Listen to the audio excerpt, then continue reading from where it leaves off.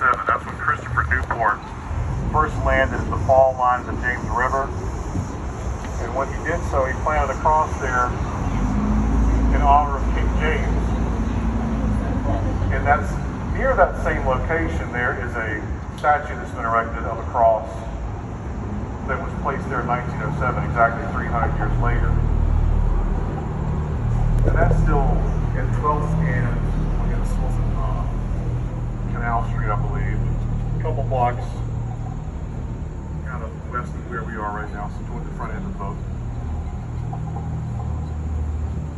But the canal history itself, while they talked about plans to build a canal prior to the Revolutionary War, the war interrupted any such ideas they may have had about that. But once we had successfully won our independence as a country, in 1784, George Washington went to the Virginia General Assembly and suggested they move forward in earnest with the construction of a canal to bypass the fall line at Richmond. In 1785, the James River Company was formed, and they made George Washington the honorary president. He definitely was just an honorary president because he was going to be president of a much bigger organization very soon. He thought he was going to retire, but he wasn't so lucky. And construction started about 1790, 1795 in that area, the planning and construction phase, and it was complete enough to start using it in 1800. In 1800, they had completed the Great Basin, which would have been at the location that sits right below where the Omni Hotel is today. So at the top of the hill to our right, you won't be able to see it past the tree line. But it's about 69 feet up. So in order to bypass the falls, boats had to get from the water level here at the canal to the water level of the river beyond the fall line, which is a good 69 or so feet higher than its level. Well, the way they did that was by use of locks. And if you look straight ahead where the water is flowing in, that's underneath one of two granite locks that remains from improvements made to the canal in 1854. Now prior to that, they had about 13 wooden locks in this section of the canal. It's a 7-mile section known as the Tidewater Connection, which essentially bypasses the fall line, much like an interstate would bypass the city to make traffic move more smoothly. But as you can imagine, wood and water don't mix over the long term, so they did decide to improve that. And in 1854, they made those improvements. So this section of the canal would have been completed by 1812 and in full use. The canal extends from Richmond all the way to Lynchburg and even past Lynchburg a little bit into Buchanan County. And the Lynchburg connection was completed in about 1840. 1851 they finished all the way to Buchanan, and that's what, as long as the canal got, despite plans to construct it all the way to the Kanawha River. And that might sound like a long period, starting in 1795 and taking over 50 years. But recall at the time, they would have been using shovels, pickaxes, hand axes. It was all manual labor to connect the canal. It's over 197 miles long. And it was originally a lot wider than this, but they had to work around rocks just like the ones at the fall line. They had to unearth these and break them up, haul them out of the way, cut through tree roots, dig out the canal and lay down blocks on the sides of the canal to form the walls. It's a very laborious process.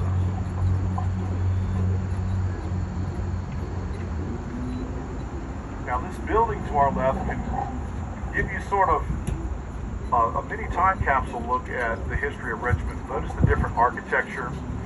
We've got some small stones, one section of very large stone, and then brick on top of that. Well, now the very large stone section is actually the original canal wall. The building was built on top of the canal wall, and over its history it has served as the Virginia Paper Company. It also at one time was the Lady Bird Hat Factory, But in 1865, it would have been burned all the way down to its foundation, because in that year, the Union Army was moving on Richmond after having won a long siege of Petersburg, and the Confederates decided they had no option but to evacuate.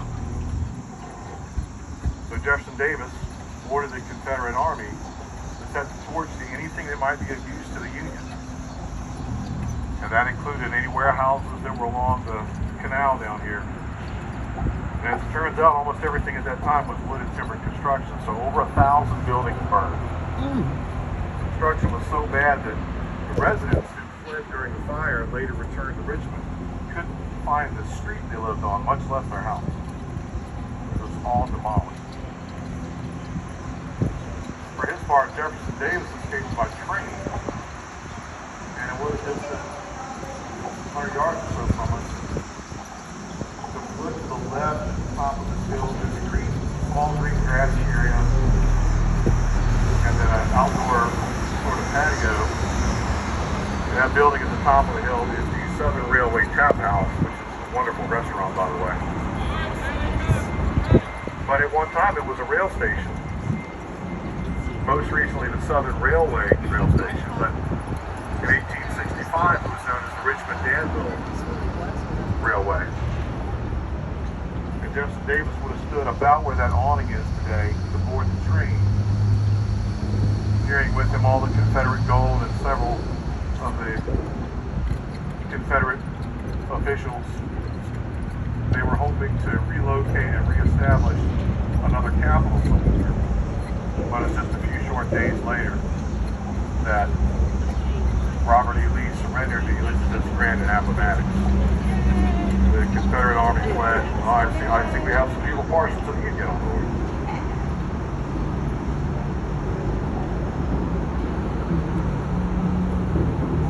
But then Robert Lee had fled with the Army, got as far as Appomattox, and realized he was surrounded, and really there was no choice but to surrender at that point.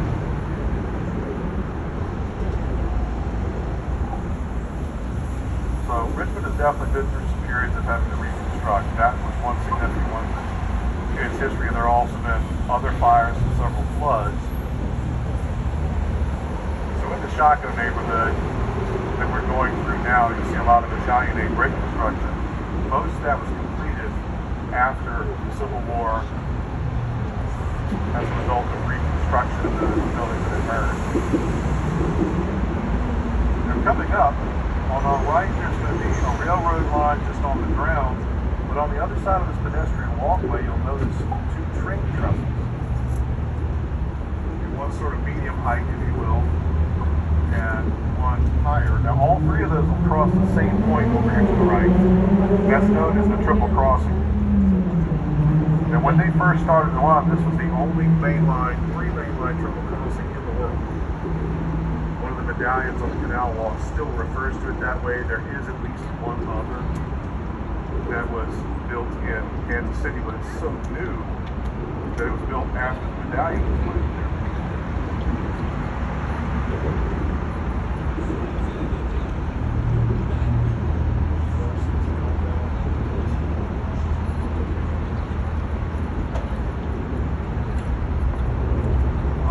To our left is known as Box Brown Plaza. If you look at the top of this hill, kind of in between the bushes, you'll see a replica of a brown box that Henry Brown used to mail himself to Philadelphia in order to escape slavery.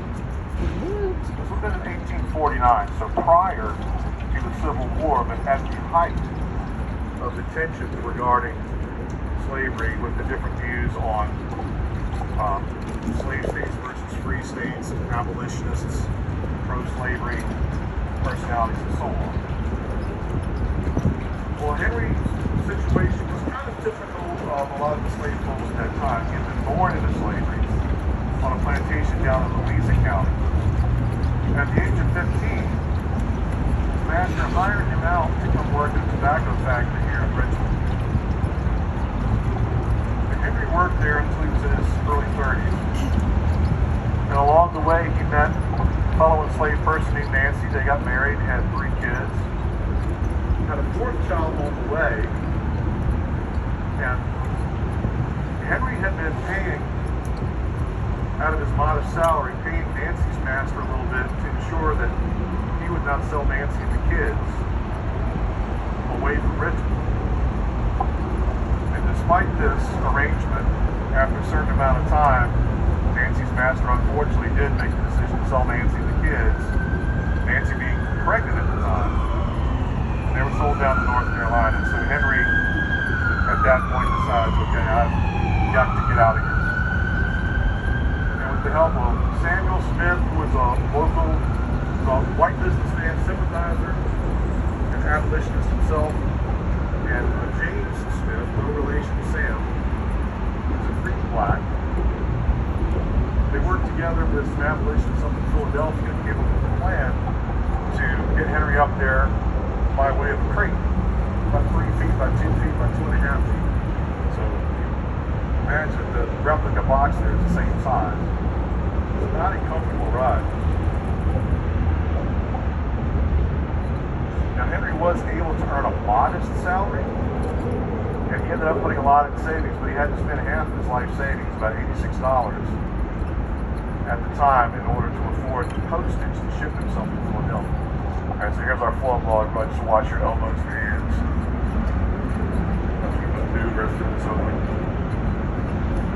Now $86 in 1849 money works out to over $3,200 in today's money.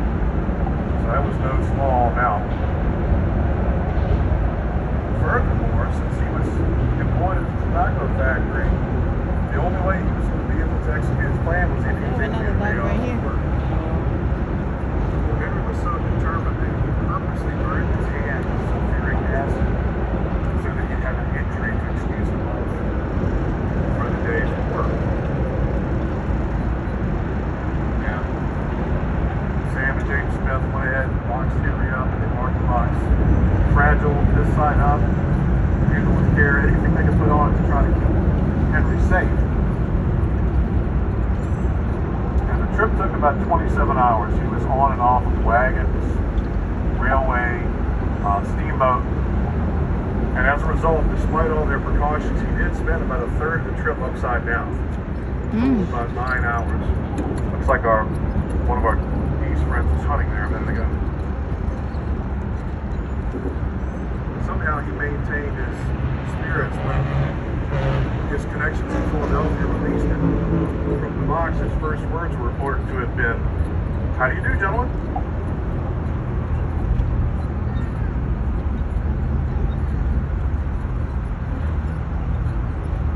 This section of the canal is between 20 and 25 feet deep around the center. It gets a little shallower at the ends, but ships were able to come in up to this point as dock over to our left to load or unload goods.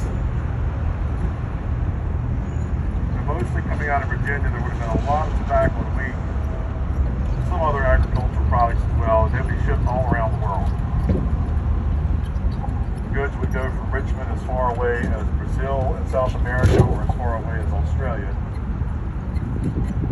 And of course, goods would come in from Europe, so this is a bustling port. And at its height, during the 1850s, the canal had about 195 bateaux, which is a French word for the type of flat-bottom boat that was used. They're also called barges. 195 in operation. And they were much larger than the boat we're on right now. This boat's about 30 feet long. Those barges would have been about 30 feet wide and up to 165 feet long. And they could carry up to 60 tons of cargo. And the way they would transport them is by using what's called a tow path system. And essentially a flat path like a roadway would have been leveled out adjacent to the canal, so that horses or mules could have been tied to barges to tow them upstream. It didn't need as much horsepower to come downstream. At the time, there was a current in the canal because it flowed just literally straight from James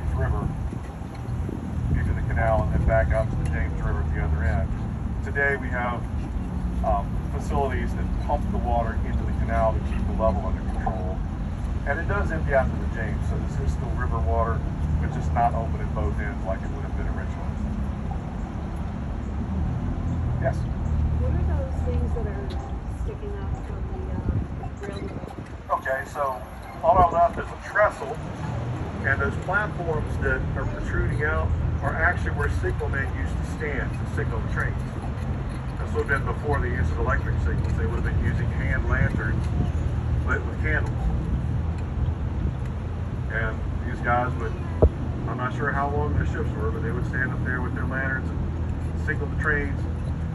I can't imagine what it might have been like to be standing there with a train thundered by. This track is just like all the others in Triple Crossing. This is still in use today. CSX uses this particular line. Are there two tracks that are from the lower This one has got, it's the one higher track, but there are a couple of different sort of connections that come off it. And then that middle line that we saw goes in a different direction.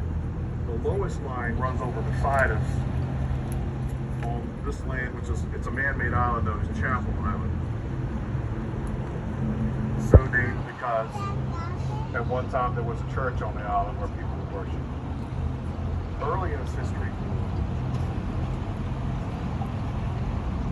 I'm going to look and see. I have never seen that particular guy fly across before.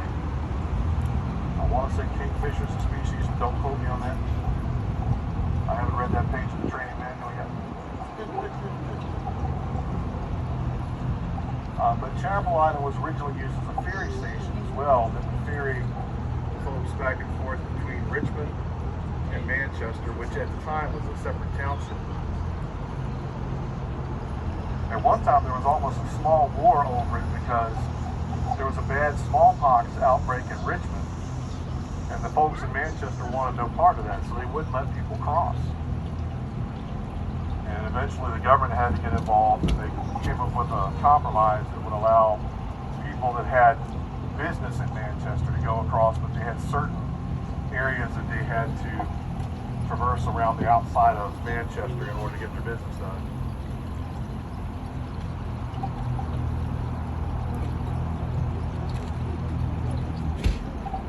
Now also at the far end of Chapel Island is the Great Shiplock Park, just on the other side of the bridge you see in the distance from us. And there used to be a shipyard called the Tiggs Shipyard. Some elements of which, although they've been overgrown with vegetation, can still be found. Some of the concrete sections of the shipyard where they would dock and work on the boats.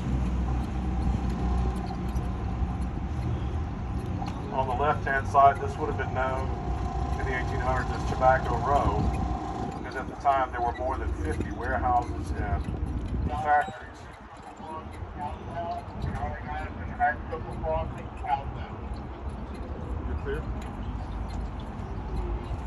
So naturally they would call it Tobacco Row because of the row of tobacco warehouses. It's still called Tobacco Row today. In fact, there's a set of apartments over there, one section called the Tobacco Row Apartments. And that section is all residential and commercial now. But I've taken to calling the other side of the canal Turtle Row, because that's where we see the most turtles. Don't see as many during the summer as we typically do in spring. In spring you'll see about a dozen, piled all on top of any driftwood that you see on that side of the canal. I'm going to get us a little closer, see if we can get a peek at a couple. So cool, the breeze We is do have several cool. different species You feel the breeze there? hang out in the canal with us. They're box turtles, cooters, sliders, painted turtles. They do also, we do have some of those large snapping turtles. You'll see one every once in a while. And they're just as mean as their reputation would suggest.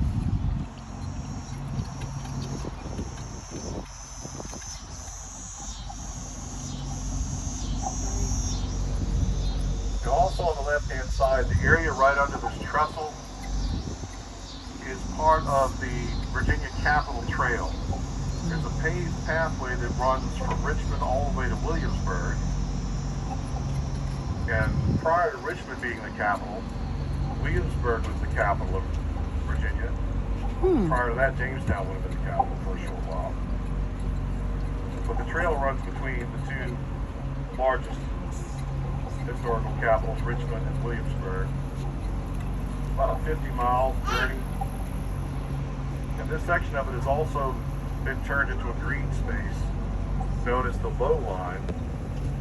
It's a bit of a play on words because there's a high line in New York which is built on top of a decommissioned train crossing. And obviously ours is still in use, so we built ours underneath. And they've planted over 70 different species of plants there, plants and flowers to beautify the area. Most of those, I'd say about 85% of the ones they planted are indigenous to Virginia. So it's a good wildlife preservation area as well. Or conservation area, I should say. I don't think it's officially been designated as a preservation area. All my turtle friends seem to have gotten bashful. We had a few sitting out here earlier today. Now right in front of us is a bridge that's known as a bascule style bridge. And bascule is a French word which means balance scale, or it can be synonymous with seesaw. And you'll notice a chamber on the top right hand side, almost looks like a large metal room perched on top of that side of the bridge. That's full of stone. It acts as a counterweight for the bridge. So what they would do when a ship needed to come through this passage in the canal is they would pull the bridge over to the right, so clockwise into a vertical position. The large chamber of rock would rotate down and to the right, the horizontal section of the bridge would rotate up and to the right until it was vertical, and ships could come on through. That would have been originally built in 1929, and it was moved by horses. Believe it or not, it's so well balanced, it only took 2 horses to pull it into an upright position. Now today, the bridge is still in use. This is the 28th Street Bridge, but they have welded it so that it no longer raises and lowers.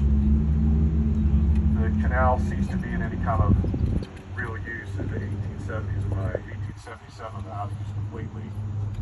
And it took until 1985 for them to decide to weld it shut. I'm not sure why they took as long as they did, but my guess is there was probably a city council committee or something in charge of it starting in about 1950.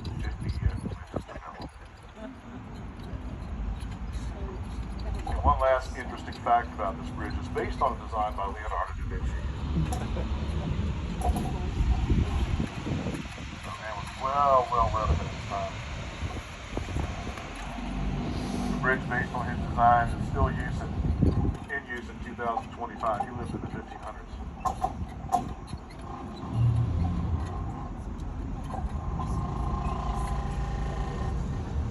Yes, ma'am. Talked about the tobacco. Yes. I think the sign of the strike, how did that day come about? And, I am not sure other than the match. RJ Reynolds, I believe, was around. Philip Morris was around. There were about 50 major manufacturers of tobacco. Every one of them had a warehouse and or factory along the road here. And they would have been actually a lot closer to the canal than today's buildings are, but they kept moving the buildings back because of flooding. And obviously you can't make a lot of profit on soaking wet tobacco. I got there's a pretty good sized turtle friend off to the right here.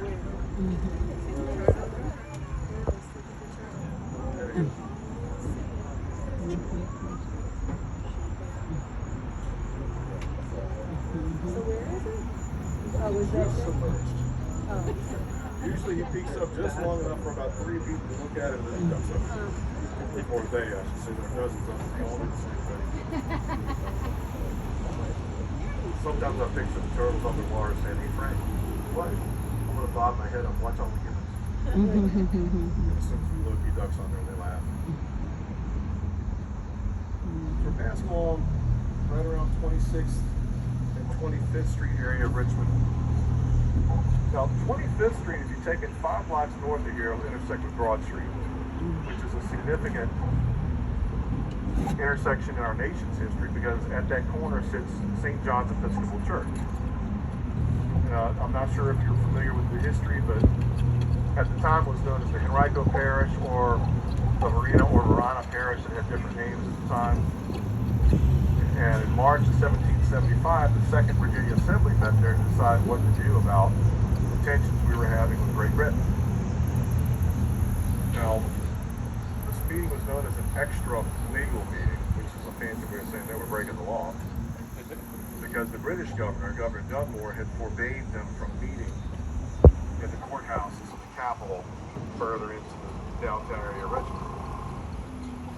Nevertheless, they arranged to meet there. That was one of the biggest buildings in Richmond at the time that would house everybody. They had more than 120 delegates, we believe, including George Washington, Thomas Jefferson, Benjamin Franklin, Benjamin Harrison, Edmund Randolph, George Wythe, and of course, Patrick Henry. And it was on that site where Patrick Henry gave his famous "Give me liberty or give me death" speech.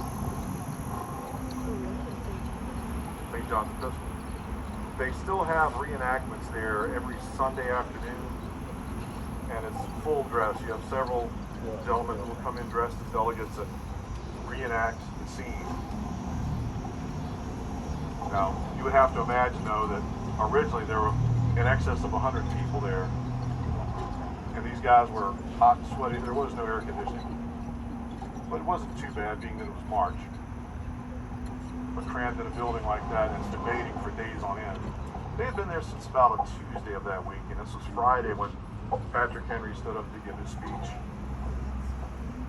It was, I think, about 3 hours long, but as they got to the climax of the speech, and I'll paraphrase, I have not memorized it word for word, but there's debate about the actual word for word transcription we do have. And Patrick Henry states, "Men cry peace, peace, but there is no peace. War has already begun. The next gale we hear out of the north will be the sound of clashing arms. Our brethren are already in the field. Why sit we here idle? Is life so precious? Is peace so dear as to be purchased with the bonds of chains and slavery? Forbid it, Almighty God. I know not what course others may take, but as for me, give me liberty or give me death." Now, it's interesting that this did have a powerfully influential effect on the delegates there. However, the vote was still close. The final vote regarding whether to pursue independence was 65 to 55. So if only 6 of the delegates had voted to remain loyal to Great Britain, we might still be under British control today. In which case we would be calling on Trump's boots, bathrooms to do. So that's not the way it turned out. I find that one of the great ironies that Patrick Henry would speak so fervently about bondage when most of the men in the room themselves actually held enslaved people in bondage at the time. They were not entirely unaware of this, and the debate raged even then about what to do about slavery as an institution. So much so that when they got together in 1787, so about 12 years after that, we had won the war for independence, Congress decided that they would delay any discussion about the topic of slavery. They would not officially pass any laws or even talk about it in Congress for 20 years. We're going to table the discussion for 20 years, and that was really as a concession to southern states who still very much relied on enslaved labor for the tobacco industry and later the cotton industry.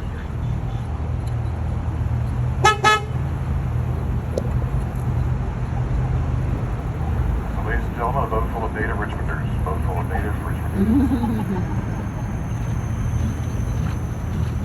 So that is sort of a dark spot in our city's history and definitely our nation's history. For anybody who's a history buff, there is an excellent museum, the American Civil War Museum. It's got two of its three buildings are here in Richmond. One is at the old Tredegar Iron Works, which during the Civil War would have been the location that produced more than half of the Confederate cannons and muskets, rifle balls, rifles, any kind of iron product. And the other is what is being called today the White House of the Confederacy. It's simply what they call the Executive Mansion during the Civil War era. You can still tour both of those locations today.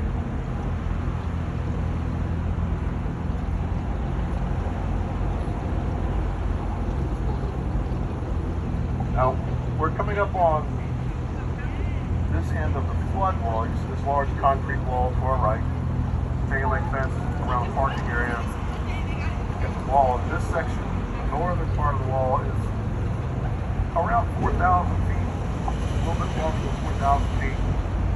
There's also a southern section south of the James River, which is closer to 13,000 feet of change.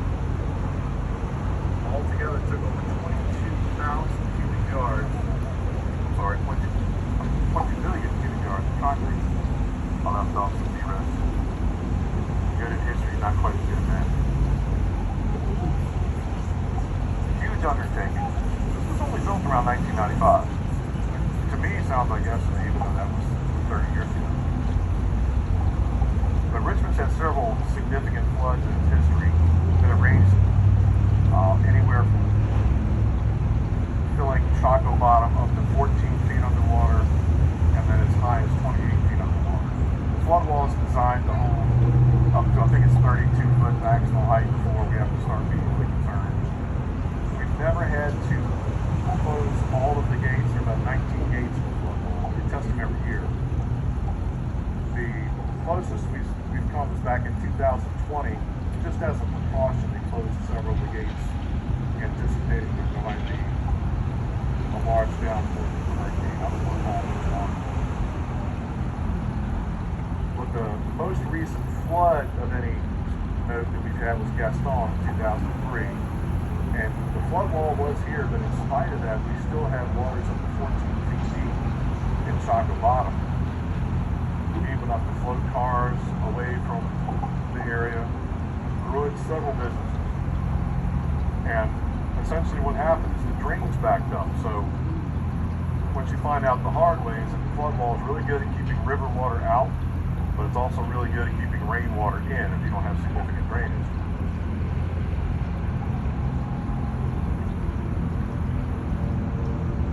And along this side of Dock Street, just beyond the flood wall, sits a building known as the Virginia Holocaust Museum. You may have seen signs for parking over here. That museum has a lot of exhibitions to relate what it would have been like during World War II for those who were imprisoned in concentration camps in Germany. Prior to that, during the Civil War era, sat a building that was known as Libby Prison. Libby Prison started out as a three-story warehouse. It was owned by the Libby family, who were chandlers. They made candles for ships. But when the Civil War started, the Confederacy commandeered that building and used it as a prison. In 1861, they had as many as 700 prisoners from the Union Army, some officers, some enlisted. By 1862, that number had grown to over 1,000, and 1,000 was considered the maximum capacity that the prison could hold. So they ended up shipping out the enlisted men to Andersonville Prison in Georgia, which was the only prison in the Confederacy that had a worse reputation for conditions than the Libby Prison here in Richmond.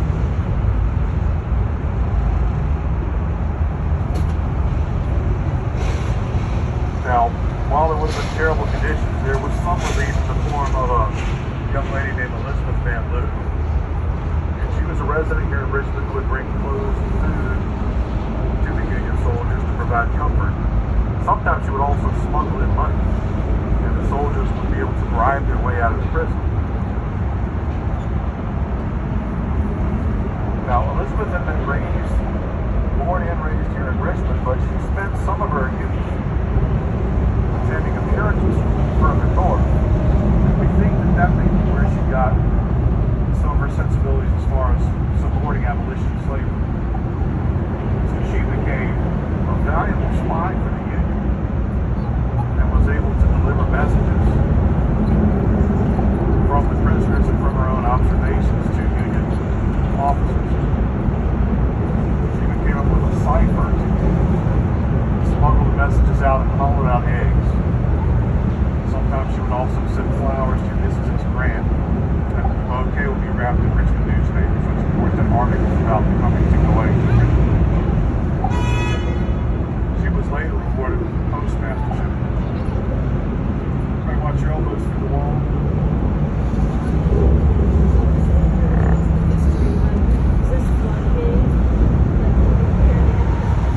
Yes. Yeah, this is one of the 19 floodgates right here. We're actually passing through the actual flood walls.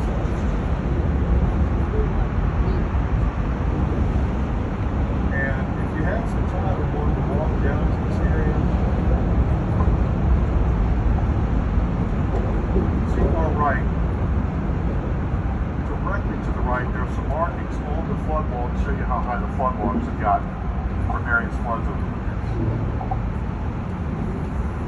And again, up to, I think the highest was over 28 feet. So almost the height equivalent to the length of this boat. This boat's about 30 feet.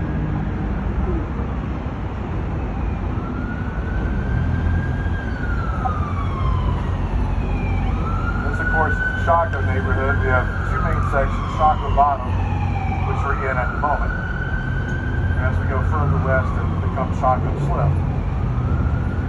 Shaco Slip because it was at one time a boat slip. Shaco Bottom because it's basically at the bottom of the city as far as its elevation. Now, the word Shaco came from an indigenous or Native American word which referred to the name of a large flat rock that marked the end of Shaco Creek. And you can't really see Shaco Creek, it's been sort of lost to history, but the name is stuck. So we still refer to the neighborhoods of Shaco Bottom and Shaco Slip. I spent many a night down in Shaco Bottom. There used to be a wonderful blues club there. That also, sadly, has been lost to history.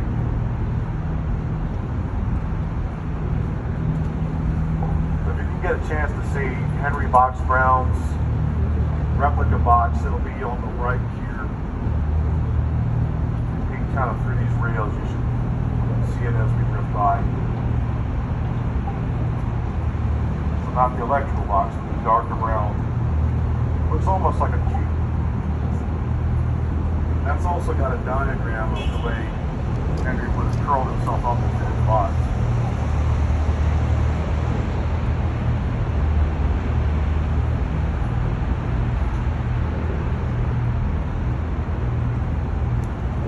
I'll also share with you that this section on the inside of the canal, the canal walk, is about 1.25 miles that you can walk, and along the way there are about 22 historical medallions that give you a lot of the same information I've given you, but also even more. The boat operators, we all talk amongst each other about how there's far more material than you can cover in a 45-minute tour, and each of us takes kind of our own approach to it.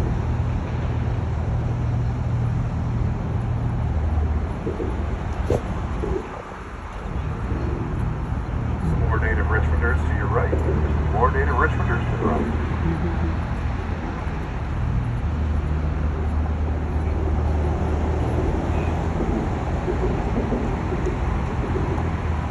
Now, we haven't talked much about William Byrd II. I'll share with you about him. So much in Richmond is named after William and his family.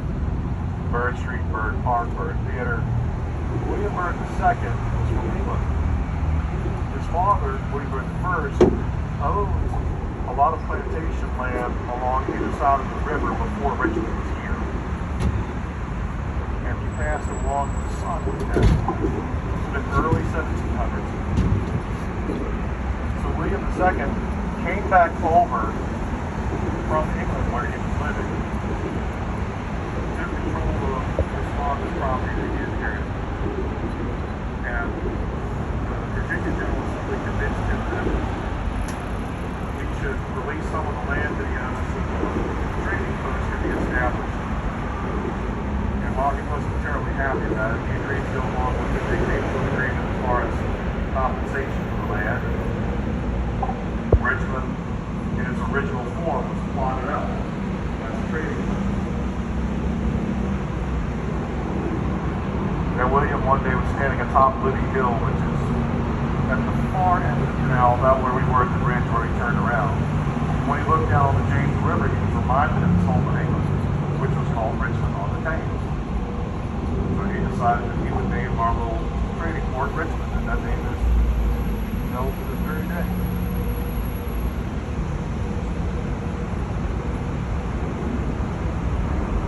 And later, William Byrd II would pass his fortune down to William Byrd III, who none of this is named for because he lost almost all the fortune